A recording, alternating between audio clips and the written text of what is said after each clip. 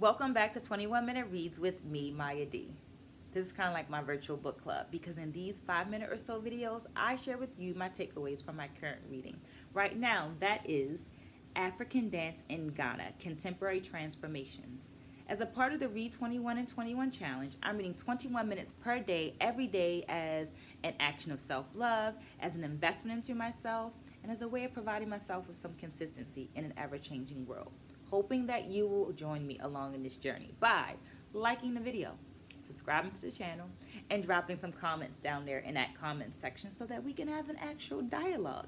Having in mind that while I have several decades of experience as an educator, performer, and researcher, I'm not the know all be all for this book. I'm simply providing a space for dialogue. Well, this week I read pages 10 through 40, and here are my three takeaways. Takeaway number one: a bridge. Repetition and improvisation create a bridge between the past and the present.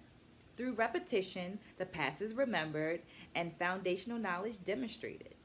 Through improvisation, the dancer brings the dance into the present and demonstrates a certain level of expertise. This has been brought up before in the book that we read, Dance Pedagogy for a Diverse World. And I love the fact that it's coming back around, that we see it, that concept renewed, remembered, restated. Also, it makes me think of Bloom's taxonomy, right? So when we have that pyramid, the bottom of the pyramid is repetition. Top of the pyramid is creation. So that's where our improvisation and things like that happen. As mentioned in Dance Pedagogy for a Diverse World, the application, the intention, the approach of improvisation in West African forms and forms of the African diaspora are slightly different than the way that they are done in Western performance techniques. The author noted that sometimes in those practices, it's a bit more abstract, and just to be knowledgeable about that as you're instructing students, because it's a different type of approach. So I'm loving to see these connections brought up and remembered. Takeaway number two is double duo. Look at that. It's takeaway number two, and it's double duo. Another thing that I'm loving about this book is seeing President Nkrumah's legacy played out in the actions, seeing how the idea of Ghana Nation is being manifested. And one of those things is this double duo dance competition, which was at one point heavily influenced by American dancers like MC Hammer and Michael Jackson. But then the author of the book says, let's include traditional dance forms. And what we see as we have this inclusion of traditional dance forms and increased sponsorship, we see a growth of the younger dance population, a growth of professionals in that young dance population, because they are training so hard, sometimes up to a year, to be a part of this dance competition.